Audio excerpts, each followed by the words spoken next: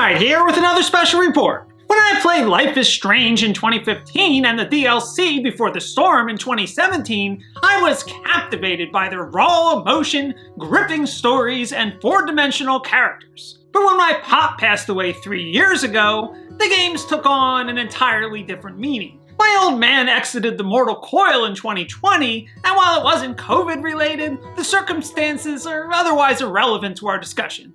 Suffice to say, it was sudden and he went relatively young. Meanwhile, the Life is Strange games, especially the first one and its DLC, are all about dealing with loss. In the first game, Chloe Price is mourning the death of her father 5 years prior, and the loss of her best friend Max Caulfield, who moved to Seattle that same year. She's also searching for a girl named Rachel Amber, who's gone missing and apparently meant the world to Chloe. Max is fraught with mixed emotions, having left her best friend at the worst possible moment. She was even with Chloe when she found out about her dad's fatal car accident. And when Max returns to their hometown of Arcadia Bay to attend the prestigious Blackwell Academy, both she and Chloe are relieved to see each other, but neither has forgotten about the previous 5 years. Chloe buries her feelings and resentment towards her stepfather for supplanting her dad, and Max for leaving her, all the while conducting a fruitless search for Rachel. Spoiler alert, Rachel Amber's name is no coincidence, and we eventually find out she's been abducted and murdered prior to the first game. And when Chloe discovers this, it sends her teetering off the edge. I won't spoil the rest, but the game's dramatic core is the main characters coming to terms with an almost fatalistic worldview.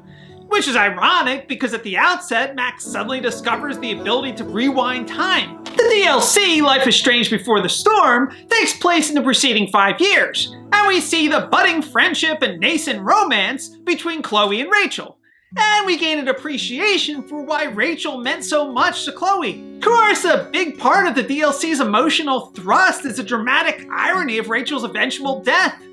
As her friendship deepens with Chloe, who just lost her dad 2 years prior, we feel this overwhelming sense of dread, with her death looming over everything like the sword of Damocles. The game ends at some unspecified point at the pinnacle of Chloe and Rachel's relationship, before their ultimate falling out and Rachel's murder in the span between the DLC and the first game. Before the Storm is the best possible example of a prequel because it mostly doesn't put its characters in dangerous situations we know they have to survive because of established canon. And a big part of why it works is our prior knowledge of the first game and Rachel's fate.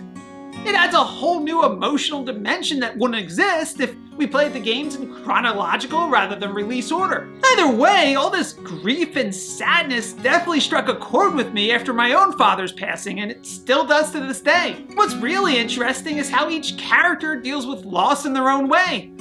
Chloe lashes out at everyone and anyone, while Max becomes emotionally withdrawn. Rachel is dealing with an existential crisis more than grief, but from the moment we meet her, she's akin to a tragic hero.